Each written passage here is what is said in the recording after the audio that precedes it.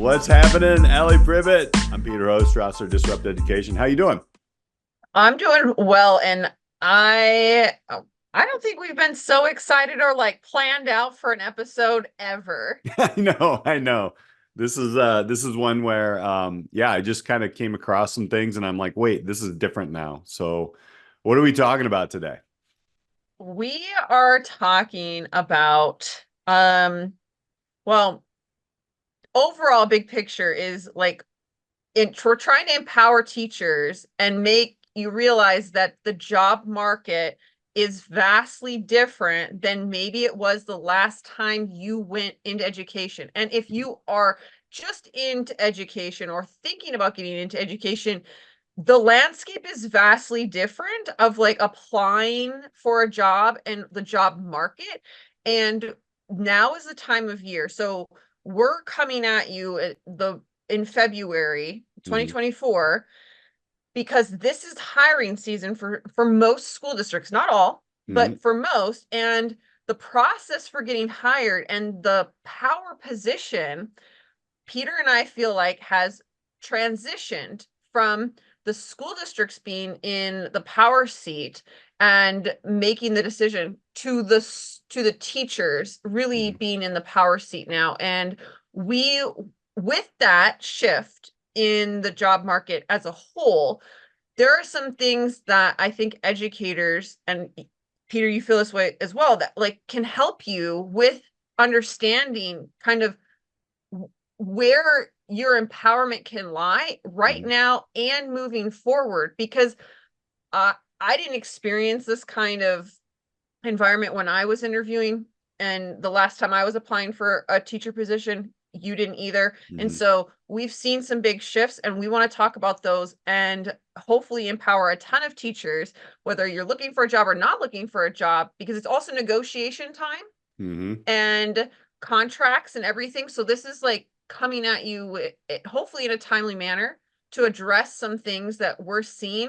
And basically, what do teachers need to look for before they pick a school, and kind of potentially sign a contract with a school district? Let's go on a job fair with teachers. Let's do it. What's interesting, what you said there was really different now. And it's not schools in districts don't quite understand this yet. Otherwise, there wouldn't be a crazy teacher shortage that's happening, right? However, I want to give a lot of people the idea and the understanding of what used to happen and now how it's changing. So, I've been into five different high schools. So I've done this process, excuse me, five times. And when I did that, it was always like, I hope this school is going to hire me, right? And if you got like hired, then it was like, okay, great. But now, as I kind of went through it, the last time we actually needed to hire an educator, there was nobody in the pool. Nobody, zero. And I'm in the Chicago area. So this is a big, and I'm a business educator. So there are certain areas where it's starting to come through. And what happened was we had to look from within to see who was close enough to transfer their certificate to get some of the credentials they needed to teach. And we got two great teachers from within. Now that's only going to last so long. So the tables have turned now because, and I hope a lot of administrators listen to this podcast as well, because you want to make your school the best it can be for everybody. And now teachers have a choice. So you want to start us off in some of the choices that teachers, some of the things they should look at when they go into possibly before they even walk in or start checking out Yes, schools. absolutely. And I want to on on that note, before we dive into this, I do want to say that like this was also happening in St. Louis. This is happening in Minnesota. This is happening in Wisconsin. Like the whole Mhm. Midwest, I can speak from like teaching in that area and like living in these different areas. Yeah. So, and I understand, from what I understand, it's a nationwide issue, and some Right. states are even more dire than Yeah. where we're at. Hmm. And we live in big metropolitan areas. So living in a rural area has made me realize like how much of a teacher shortage there is and Yeah. will continue to be.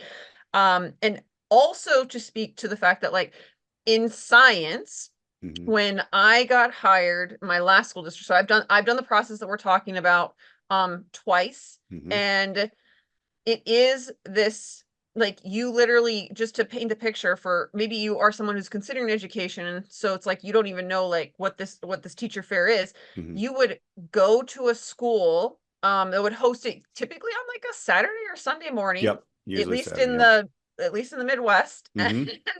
Um and you would go into like the cafeteria space, and they would have kind of these like short interviews, but they Hmm. were all identical. Like, Yep. so everybody, it would be, you're seeking a position, and you would meet with an administrator or some principal, a district leader, somebody in the district, and they would just ask you a series of questions and then basically rate you. And it was a qualifier to then basically either pass you along to, Hmm. like, yes, this is somebody we are interested if a position becomes available, or no, they're not really, exactly, they don't fit like this school district. And I remember tons and tons of people like going to these, and as well as like it, the first time I did it for a school district, one of them, I didn't get a job that Hmm. spring. The timing was interesting. I could have, if I had waited. The whole, man, the teacher hiring process is so crazy, because once you Yeah. like sign a contract, you are like locked in, and Hmm. you can get blacklisted if you like defunk on it. Right. So there's that. But the second time I did it, obviously I got the job in the school district. There were still a ton of people, and by 6 years after, okay, there were already not science teachers coming through that. And it was, instead of having like 10 to 20 applicants, and maybe even more if it was like a biology position, Hmm. going down to one, maybe two. And Yeah. we're talking one of the top high schools in the St. Louis area. And that is commonplace unless you are the top. But basically, those school districts just recruit from other school districts. They like Right. literally pick up the phone and call teachers and like actively recruit them, right? Yep. Just like scouting or headhunting, like Sure. Yeah. that, they have the resources to do that, but most school districts do not have those resources. Right. So it's like, now, okay, if teachers don't even realize that they have this kind of power, because like it's not like school districts are like letting you know, hey, we only had one applicant, it's you. They still make you go through this process and make you feel like Right. that there are Yep. all these other candidates. And we're trying to like pull the curtain back and be like, there may be, for certain, like maybe elementary schools, Hmm. educators, like, because I know school districts have had like 200 plus applicants for one job back in the day, and now maybe it's only 10% of that, which puts you at like 20. So that there are certain positions that still have a demand, but overall, the more niche you are, the higher the demand is, and you may not even realize that you're in a power position. And so Hmm. school districts need to understand this, and I think Yeah. be a little more transparent. And then teachers can kind of like look for some items. So Right. that is kind of, I think, setting the stage for this, and like what you may or may not know. Hmm. We like to, kind of disrupt things over Sure. here. Yeah. No, you're absolutely right. And I think it's going to take a little time for schools to really understand this, right? They move slow. They move slow, and they don't really realize it until it's too late. School systems, if you don't know, are very reactive. They're not proactive. There's a few that are proactive, and that might be something you want to look for on this list that we're about to give you. But um, I'm gonna just jump into number one, and this is usually the main thing that most people do around bigger areas. But you know, before I even jump into that, I want to say, a lot of people will fall in love with their own school. Like they went to their own school, blah blah blah. It is not. Try to take a little bit of emotion out of this, right? And that's what it's okay. I mean, your alma mater, a lot of people want to teach at their alma mater. That's all good and fine. And there's a lot of people who go through. But look, your alma mater might not be doing some great things for teachers. So because you went through as a student, and you probably had a few great teachers, but that doesn't mean they're going to treat you well. So or even pay you well, which is number one. Everybody checks salary. That's the biggest thing. You go into a contract, school contracts are actually public knowledge. If it's a public school, private schools, you're going to have to play around with that. But we're strictly looking at the public school system today. Check that salary, and it's in the contract usually somewhere, so you can see, all the different salaries that are out there on all the different years. If you're new to this is going to be new. You're going to start at base one. If you're like me, you're going to look at where do you land, and shop around, compare. There is 20, 30, $40,000 differences in these contracts per year, folks. Yeah. So that's something that, is number one. Do you really want to, take a job at that school you love, where you could be hired, or you might be on a short list at a school where they're going to pay you $25,000, $30,000 more a year? So that's the first thing that I And look at. and also, just on that specific thing, some school districts want to try and get younger teachers, new hires. And so Mm-hmm. they tend to have a higher, like, first 5 to 10 year teacher salary, and Yep. then it drops down it'll to be comparable or less than Mm-hmm. other school districts. And then other school districts have they really don't hire new teachers. Mm-hmm. And so they pay relatively low, but their jumps are higher. So you can actually kind of tell based off of their salary contract yearly, switches, Mm-hmm. for, you know, which end of the spectrum they kind of try and recruit or Mm-hmm. maintain. You see, that's something that I don't think everybody knows, but there are school districts that, well, in the past, maybe traditionally, they have never hired first year teachers unless they Right. absolutely had to. Now they may be having to adjust that. Sure. But their pay structure may not be great in the beginning. It may get better later on. So it's just stuff that you can look this up, and it's worth checking because, like you said, it can be tens of thousands of dollars Mm-hmm. different. Just by looking at somewhere across the river, then you would maybe even think to look. And Yep. some school districts have signing bonuses, Mm-hmm. even public school ones. Yep. They're not as common, but that is a thing that would not be in the base salary. That's usually a conversation that is had. I'm not sure exactly where, but it happens somewhere in the process. Mm-hmm. Yeah, they need people, right? And if you're like me, if you are moving districts, you can get years, and sometimes you don't get years. Right. So they may give you 5 years, and you've already taught 10, or in my case, 18. So sometimes you look at those types of things, and if that's not your only thing, then that's fine. But they want to try. Let's be honest, it's a tax body, and they're board members, and they're trying to really keep the costs low. However, when we're in a situation where you need teachers and you don't have them, that's what we're talking about here. So the second part, number two here that we have on our list here, is what kind of perks do they have, like paying for extended education or a master's program? Do they match a 403B? How much time do you get off, per year, right? How many days do you have to go? But let's go back into you know, go into like I want to go back into the programs, right? I had to go back and get I didn't have to, but I went to get my master's degree. I didn't get paid for it, but I do know some schools will reimburse that. I had to get a special license for a CTE. My school at the time where I was paid for that. I know the school where I'm at now does not. And then actually one of the schools will match a 403B up to a couple percent. So it's basically free money putting that in. And that kind of goes into, there's two things here. We'll go into leave here and wellness and stuff in a minute. What have you had around like kind of, going on, continuing your education? Have you had anybody pay or anything like that? Yep. So some school districts tend to not only pay for, I mean, it used to be really good where basically you could get, I think, 6 to 12 credits a year Mm-hmm. paid for. by a school district to advance yourself and move yourself up the pay scale ladder Hmm. into a, bachelor's plus 15, bachelor's plus 30, Right. master's plus 15 credits, and master's plus 30 credits.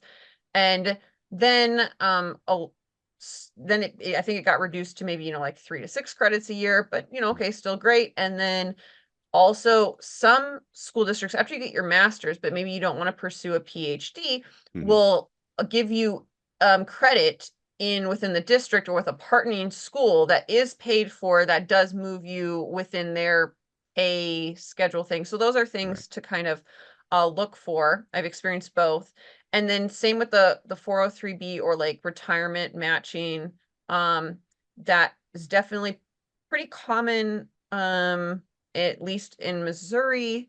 Uh, but there's something about like it being fully vested. You have to stay with a school district or Right. within a state for a certain number of years. So like, Yep. read the fine print. Hmm. Like if you just teach for Right. like a year, it might not Yeah. be there. So sometimes, and that's some of the stuff though that I think you don't necessarily find out until you're in the system, but they're like Right. really good questions to ask up front. And Hmm. also, I think now is the time for teachers to kind of push back on some of those Sure. things and demand kind of better benefits and better, you know, pay structures, because it has been a season of reduce, reduce, reduce. Because I can remember when I was student teaching, and the school district that I was at was talking about some pretty significant budget cuts. This was in the 2012 era, 2013 era. And a lot of the population was dipping, which means there's less funding in dollars. And so Yep. they were cutting, you know, non-essential, whatever that is considered in a school district. And trying to preserve teacher positions as much Hmm. as possible. Well, we're just not in that position anymore. Now it's like the opposite. How do we keep and retain teachers, and how do we even like bring them into the school district? And so some of the policies that are in place around these types of benefits likely need to be reversed Hmm. or improved. Like we need to stop the cutting back, because even if they weren't directly cutting teachers, they've been cutting benefits for Yeah. years. It's not the golden era anymore with some of these things, but it's like now in order to recruit teachers, they're going to have to kind of decide, oh, maybe we do need to change some policies. And if teachers don't even know that this is like a possibility, then they might not even be asking for these types of things. Right. Right. And then, this is kind of a 2B, but that was 2A going into those. But the 2B is kind of like how many days do you get off a year? Because I know sometimes you get 10 sick days, you get 14 sick days. Is it cumulative, or do you lose it, right? Do they take it to the next year, et cetera, et cetera? The other thing that's very important is like paternal or adoptive leave, right? That's a big one, especially if you're younger and you're thinking about having a family.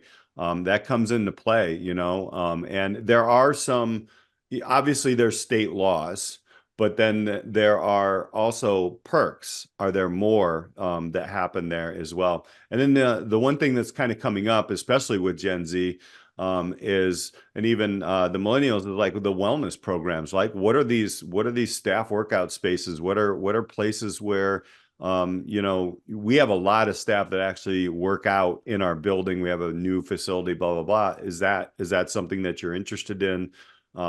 Because definitely you're going to need wellness. So, what is it like for you? Because I know we get, I think 12 sick days or something like that, and then we get 2 personal days, and then everything rotates forward into 14 if we don't take any to the next year.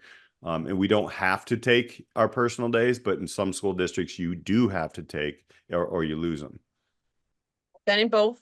Yeah. So the first school district I taught at, you got 10, Hmm. and they were sick and personal. You use them for whatever you wanted. If you didn't use them, they could transfer to the next year. And if you stayed within the school district, after 5 years, you got paid out for what you didn't use. Oh, nice. So, an interesting policy, because some people Hmm. obviously are not sickly and have worked there for 20 years and have Hmm. maybe taken maybe 1 day a year. So, you're looking at 200, Yeah. basically like a whole school year worth of pay Hmm. sitting there that the district is going to have to pay out at your current salary. So, that is very uncommon now, Yeah. because it's more costly for a school district to have that kind of policy. Right. However, if that is a good policy from the teacher's perspective, Mhm. I don't know how it fits in with like my personal feelings on, like encouraging people not to take sick days because it rolls Right. over. There is that, Right. side of things. But Yeah. I've also worked for a district where with unlimited sick days, is like it, which is also a very unusual policy. I feel like I've been on like kind of both ends of Yeah. the spectrum. Right. And if you were sick for more than so many days, you had to like have a doctor's note and everything. But they found that having unlimited sick days, people actually used less and only used them when they needed them, rather Mhm. than just some people would just use, if you have 10, I'm going to use 10. And Right. then we had 4 personal days that you could use for whenever, whatever. Mhm. But they did not roll over. If you didn't use them, you Yeah. lose them. So I like, as someone who is young and healthy, I kind of like the rollover better. Yeah. But if I was, if and then sometimes people would take that kind of scenario to extend, a maternity leave, a paternity Mhm. leave, etc. Yep. But there are pros and cons. So I think it matters of like where you are Mhm. at in life, and then what are you looking for, because these are drastically different, and every school district has different policies Right. for that. All of that is in contract language. And honestly, like look, there's not, I mean, I don't know if I have my contract. I thought I had it right next to me. Oh yeah, here it is. Um, and this is actually coming up this year. So it's a whole book, right? You can like look at that whole thing. Now, it looks like a lot. It's probably going to read a lot like you're in law school, but take a look at it and read through every school that you're interested in, because these answers are in there and there's some interesting stipulations in there. The other one is kind of on a report card. So this is the third thing, is checking the school report card. Now, this is very something that I thought that was very interesting, because after I was in a certain amount of schools, I could see the difference in this number. Here it is. Check to see how often teachers take days off in that report card. Now we have the 5 E's, but you can really check to see, are there 10, usually it's 10 or more days. What percentage of teachers take off 10 or more days a year? I will say it's highly likely that if a higher percentage of teachers are taking more than 10 days off, this is a stressful environment. And I guarantee you what I saw, it is spot on from the 5 schools Mm. that I've worked at. It is spot on, Alli. So I don't know if you've ever looked at that before. I haven't personally looked at that, but thinking about, just in talking to lots of teachers over the years, teachers who do take a lot of leave time, for whatever reason, tend to perceive their job as in an environment as very stressful, and it Mhm. causes stress. So it's like it's almost, and then if you see that from obviously a higher percentage of teachers, then that is an environment that is just in general causing people lots of stress. And so there are definitely trends. And I don't know if we have this specifically in the list, but also it's like teacher turnover rate Mm-hmm. um Mm-hmm. is on a report card, Yep. and those are things that you can look up, and um for public schools at least. Yeah. And because the general statistic is that, and it fluctuates, but it's around 50% of teachers leave within the first 5 years and then Mm-hmm. never return to the classroom. So you can kind of see, what percentage of a building is turning over. And these are like questions you can ask a school district. Yeah. I'm pretty sure they have to give you that kind of information.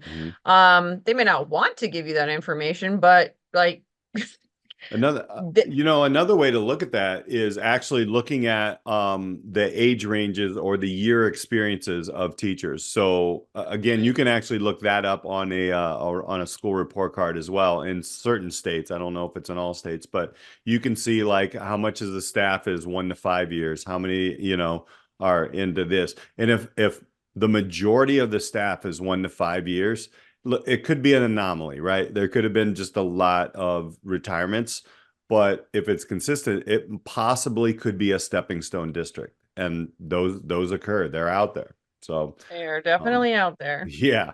So this is one that you've already done this year, but you're not looking for a teaching job, but sub at the school, right? So the fourth thing is sub at the school. Just go into the school. Trust me, they need subs. All right. So go into the school, apply because and then really ask teachers questions. Be like the investigator inside the school. See what's going on. Is there a lot of like challenges in that school? Is the school clean? Is everything, are the kids respectful? Are they getting away with crazy things? Are they not? So all this kind of is the culture of a school, and you can really feel out a culture of the school and get the quote unquote real story of a school. So what do you think about that? Absolutely. Because you subbed this year, so I not that have you were I have asking those subbed. questions. Yeah, No, definitely. I mean, and I've subbed at a couple different school districts, and they are very, very different in the culture.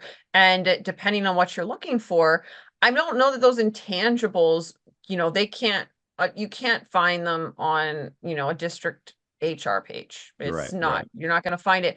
And I think when I'm thinking about this podcast episode and to those listening, it's not just teachers that, maybe are entering education. Certainly this would be helpful if you are. And so if you know someone who is, thinking about going in education, this would be a great podcast to like kind of give them some starting points. And Peter and I are personally happy to answer any specific questions people have, Sure. especially if you are looking for something in the Midwest area where we'd have more expertise.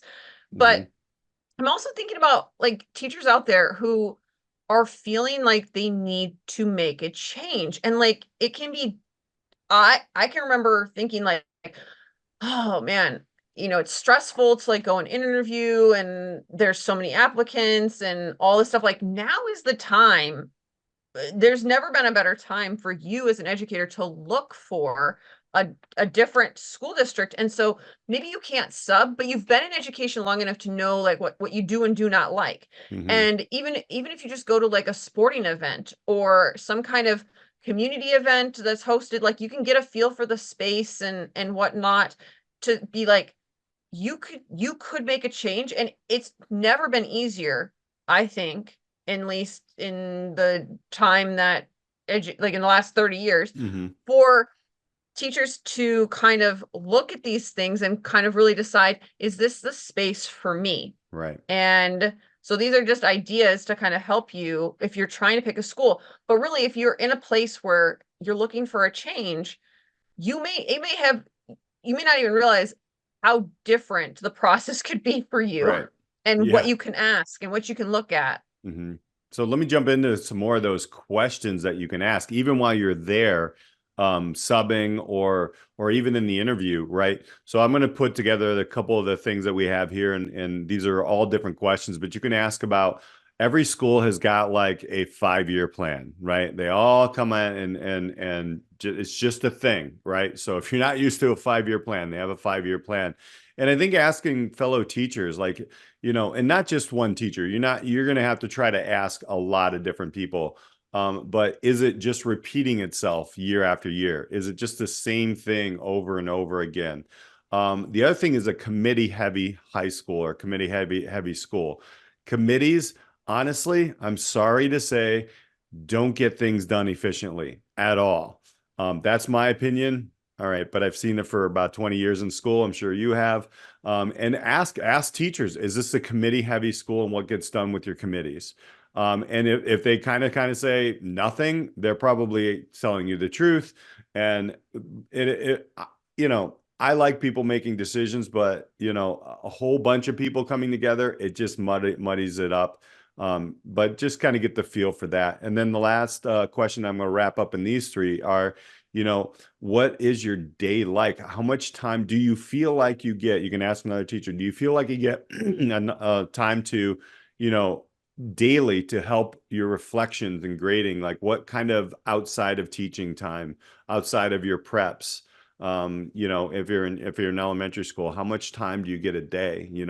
My wife is some days she just gets a half an hour, and some schools will give you more. So what is that like? And block scheduling and the scheduled a day is kind of wraps up into that. So those three things, 5-year plan, what is it? Is it repeating committee? How many committees? Does anything really get decided here? And then what's a day like? Do you feel overwhelmed? What are your thoughts on those three? I can speak from personal experience that the school district I started at versus the one that I ended at had like not only was the pay better, but the planning time was doubled. So yeah, I instead of Nice. teaching like 6 out of 7 classes a Mm-hmm. day with a 50-minute um uh plan period, and then on block days there were days I got zero time, Peter, zero Wow. time off the Wow. entire school day, and then the Yeah. next day, oh, I would get 90. Yeah. I remember thinking that was insane even, but it was just that was the job market. And I'm like, I mean, I worked so many hours after school, but to then go to a school district where I taught 5 of 7, Mm-hmm. so I would either get two 50-minute slots or a 90-minute slot every single day, depending Mm-hmm. on the year they change schedules and stuff. Right. And transformative Mm-hmm. from a, not only did that mean I had less students, I had more plan time. Yeah. And that was something I specifically looked for in a school district when I was applying, because I was it's wild, right? 30 minute, when you think about like a 30-minute planning, it's not a break. Like, I Right. want No, people it's to not a understand break. that it's I not a mean, you have to break. run to the restroom. It's literally time to sit and think and grade and plan and prep, especially in like the science and Yeah. arts and all that stuff. Like, you're like setting up a lab or tearing down a lab, or I mean, I'm making solutions so that students can do the lab, like getting the Mm-hmm. equipment out of the chemical storeroom, or I mean, you're setting up some online activity, and I mean, you're getting copies made. Like, I think about your wife, 30 minutes a day, like, Right. wild. I remember Yeah. having no minutes a day, and my mind was exploding how early I have to get to school just to be prepared for that day. Mm-hmm. And I mean, so these are things, if you're a school leader, like, and you can make a change, like it sooner rather than later, I Mm-hmm. would, because these are things educators are becoming aware of, and they're like, I'm not putting up with these kind of working conditions, because Yeah. to have 30 minutes just Mm-hmm. to do all of that stuff when you're not student facing Right. is wildly, like, unrealistic. Yeah. And well, I think we're going to go into some innovative things here in a moment, but kind of like what you're saying, you ask what preps you're going to teach. Like what if you're in elementary, what grade level are you looking at? What typically are the sizes of the classes, like you were saying there? How many people are in your department? Honestly, when you first come into a school, it's usually going to be like the quote unquote not so attractive classes.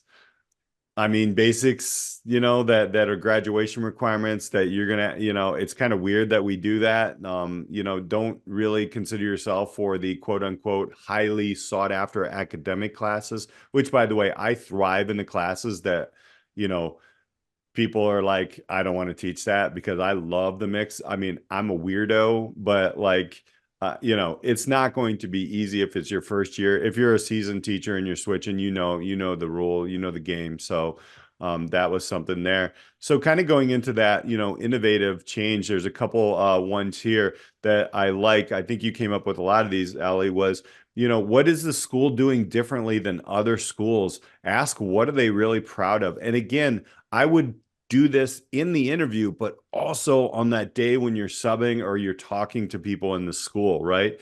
How do they implement innovative change? What initiatives have they really started? If you're a seasoned teacher and you're switching schools, you're either going to hear something way different or you're going to hear the same lingo or maybe just a different acronym. So you're going to find out, okay, what is this implementing change? Is it really doing it, or is it just kind of a book cover, which sometimes schools will do to kind of facade like they're actually innovative schools? What is it? Maybe a few quick things. I know we can have an entire podcast about the innovative stuff that the schools are doing, but what are some of the things you found there? So I know we're going to kind of go in there. I know. So Hmm. this was a before COVID. I had the opportunity to kind of teach a like a new school within the school district, and it was going Hmm. to be totally disruptive. And they were trying to like start it as a pilot, small program with, I think we'd have like 30 to 40 kids, and there'd be four high school educators, the core, Hmm. and that was going to be like our focus. And it was super innovative, and like this was an initiative. And then COVID happened and they totally ditched that. I Yeah. think I've hit on that a little Yeah. bit before, but the like that was a very innovative initiative that they were trying to literally within their own school district disrupt the Hmm. traditional model. But in order to do that, they knew that they had to start small and Right. prove that Hmm. it was, and like that was something that was super attractive to me as an educator. It was like, yes, let's throw out the school day. Yes, it makes perfect sense how you and I started Hmm. podcasting together, because I was already interested in this stuff Yep. well before we ever met. And honestly, that program being paused indefinitely and then basically put on the shelf when it was needed even more was a huge deterrent. So it's like I knew the school district wanted to, and I know that the district leaders, have to battle like so many things that I'm not even aware of. Hmm. But it's like, are they doing that kind of stuff? There Yeah. are, like we're gonna have a guest on later this I don't know, this month or next month, but around totally different way to do school, especially like junior and senior year. Hmm. And those types of programs are sometimes, they're not the whole school district, but they're within it. And so it's Right. like, even if you have a quote unquote traditional model school, what are they doing to push the envelope and maybe try to do that what we talk about on the podcast all the time, these grassroots efforts that can kind of bloom into more?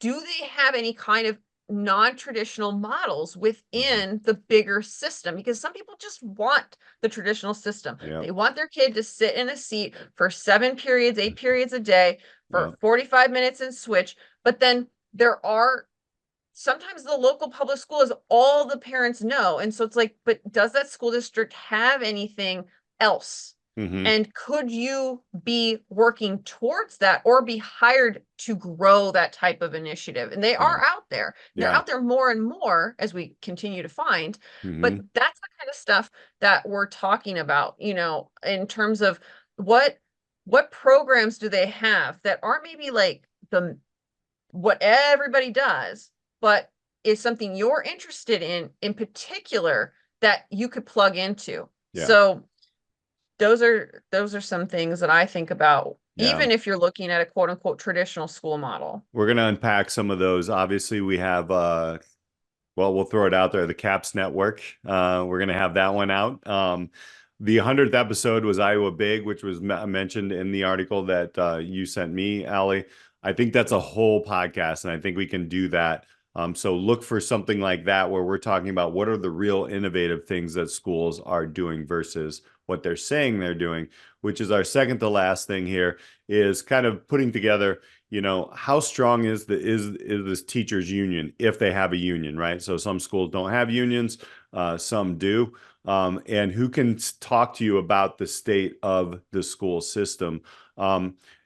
I would ask again, I think it's super important to jump into a sub role and talk to people on the inside to get the real story, because everything else is going to be fluff, folks. This is politics, right? There's going to be smoke and mirrors at every school there is, even your own kid's school, there's smoke and mirrors. Okay. But having this conversation and asking, do you have a strong union or not? Like the teachers will tell you if they do or not, if there's a union in place. I like the idea of understanding who the local school board is. I know you put this down here, Alli, about like maybe you want to go to a meeting, but I will tell you it's BS. I'm sorry. It is. They're not. However, there are some that are very dysfunctional. And I think that's an important thing to look for here. So if you're looking in the news at a certain school district and you see like, 5 or 6 previous school board members have bounced before the end of their term, you got yourself a problem. You got yourself a community and school that's disaligned. There might be, and it doesn't, I'm not saying, look, here's what most people think is this is like a socioeconomic thing with underprivileged areas. No way. Like you're extremely wealthy areas. Usually on the ends of the spectrum, if you're extremely poor area where socioeconomics is and there are people struggling or there are people with a ton of money, that's where you usually find these problems. Not all the time. I'm just saying, look out for those because you can see and you know what? Google it. See if the school's in the news. What's happening, right? Is there a lot of good stuff? Is there a ton of crazy stuff? Which there's a ton of crazy stuff out there. You got to do your homework on that. What are your thoughts on that? Have you sat with in a school board meeting before?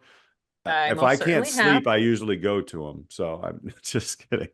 They are eye-opening. They are eye-opening. They're not They're all very bad, eye-opening. but yeah. And I will say that COVID and the pandemic completely transformed Yep. how involved people were in those meetings. And Yes. like there was never a hotter time to Yeah. be at those meetings than Yep. during the pandemic. Now, I don't know how much it's cooled off. Like I haven't gone to Mhm. one since I left, Right. but they it's interesting how they can be a source for you to get a gauge on the community involvement side. That's true. That's true. I came off a little harsh there, but No, but I yeah. mean, but I think more than before Hmm.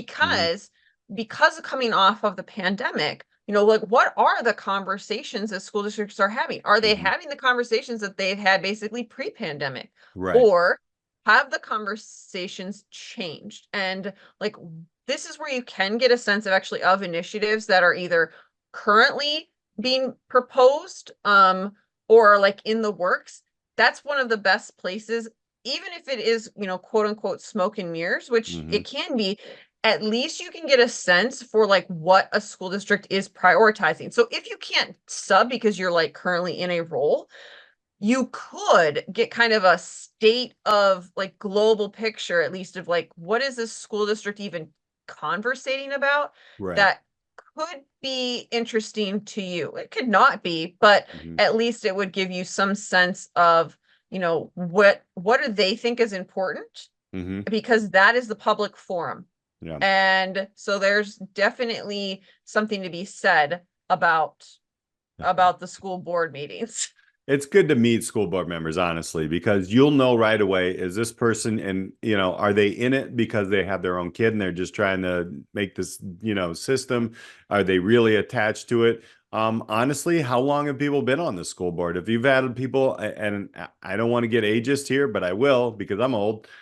If people are on that school board for 20 years straight, probably not going to see innovation. I mean, you're probably not. You're gonna see somebody holding on to tradition there a little bit, in my experience. So I'll throw that out there. Here's the glass. I love that you put this on our list, Alli.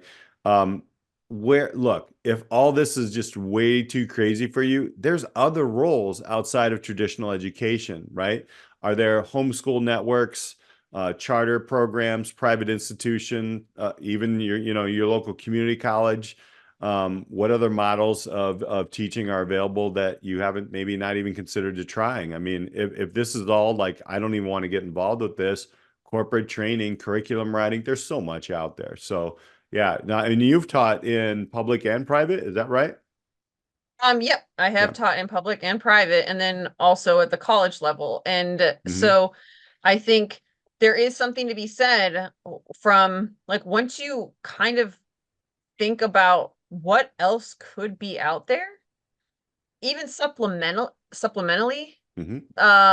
you'd be surprised. And the demand, again, it might not be in ed tech right now, but there is a need for educators in lots of spaces that maybe you would not have been previously quote unquote qualified for, like a local community college that could give you a vastly different experience that now they're willing to take someone with a master's. Hmm. And like and the amount of things you can teach would be much wider than maybe it would have been 10 years ago. Yeah. And I mean, if you're looking at non-traditional schools, quote unquote, private institutions, religious based faith-based programs, or local homeschool networks, you would be surprised. I think just looking at what kind of possibilities you could have if you're just looking for a change, like Mm-hmm. the it's just like I never considered those things until I left education. I don't know Yeah. why. I know. Right, like I left the traditional model. Hmm. And then, man, we we have so many ideas for how school districts can innovate. It's like I Yes. want to dive in, but I know we're gonna wrap Yeah. this part up. But like understand that there not only is this just like a kind of, I don't know, like what you can look for, Hmm. but now I think is the time for what do teachers need to ask for? Right. Right. That's where we're headed Exactly. with the podcast.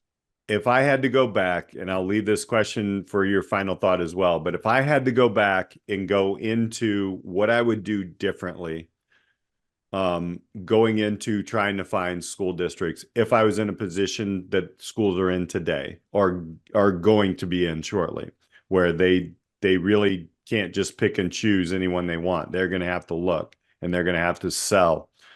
I would definitely go in and sub a couple times. I would definitely have conversations with all, like at least 5 different educators in that building, and really kind of get the thought process of what's happening in the school. So I hope this list that we've given you is very, very valuable. It can be overwhelming, but look, man, this could be your entire career, and you might find that fit that fits perfect.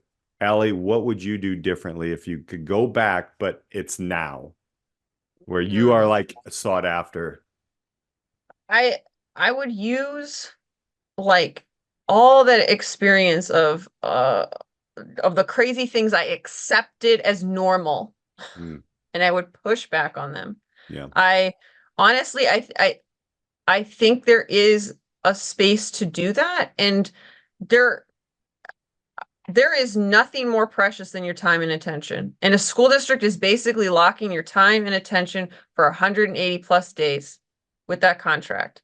And so consider that. And like, I guess I really didn't. I mean, like, it's not coming from a place of pessimism with the educational space. It's just Hmm. like, I didn't think I even had a voice to ask for these things. And as well as like, from the first school district to the second school district, I looked for a lot more. I was very specific, and I would not have even considered half of this list because Hmm. you don't know what you don't know. Right. You literally, it's like if you don't understand that only having 30-minute break is abnormal and that the other school districts don't offer this because you didn't ask, Hmm. then like now you have a question to ask. So there's just how many, what is the, I mean, I just think about like, what is the maximum class size? I Hmm. wouldn't have even thought to ask that Yeah. before I started. And like, I would be very interested in that question now.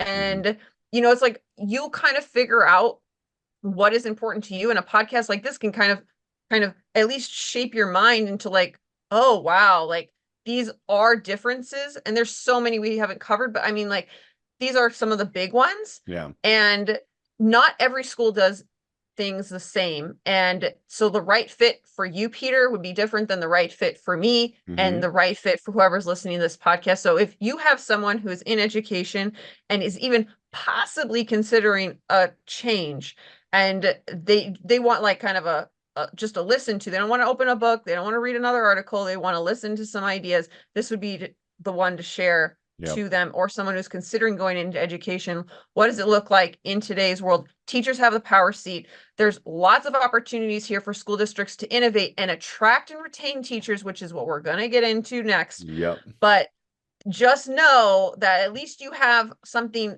from your end going into these teacher fairs of things to ask and look for so you can make the best decision for you, because honestly, you're in a power seat right now. And if you don't know it, we're telling you. 100%. So if you were missing anything, let's drop a comment in here, wherever we're posting this. Obviously, YouTube, Spotify, any just Disrupt Education on any podcast channel. You guys know you found us here, but share it out as well. And if you have any comments, let us know. I would love to hear what things maybe we missed. Maybe we can highlight even more. But I know Alli and I are going to go into the other side of things, talking to school districts. Look, let's get innovative, right? Your kids deserve the best. And let's see how you all can do that.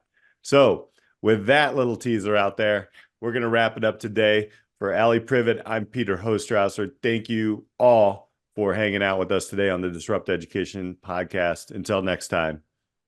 Thank you so much for joining us on this week's episode of the Disrupt Education podcast. Be sure to like and subscribe so you never miss an episode. Are you ready to disrupt the educational arena you're a part of? For more ways to get involved in the work we do here at Disrupt Education, check us out at disrupteducation.co or find us on LinkedIn at Peter Hostrawser or Alli Privitt. Our mission here is to help facilitate and amplify changes in the educational system through local initiatives and help you scale them into community movements. Our building network of disruptors in education are working to move beyond scores and grades as the only measure for student learning. If your school district, college, campus, or organization is looking for facilitators of this work, reach out on our website or social media. And if you have any thoughts or feedback on this week's episode or any episode, we'd love to hear from you. Until next time, keep pushing the boundaries, taking risks, and most importantly, disrupting education.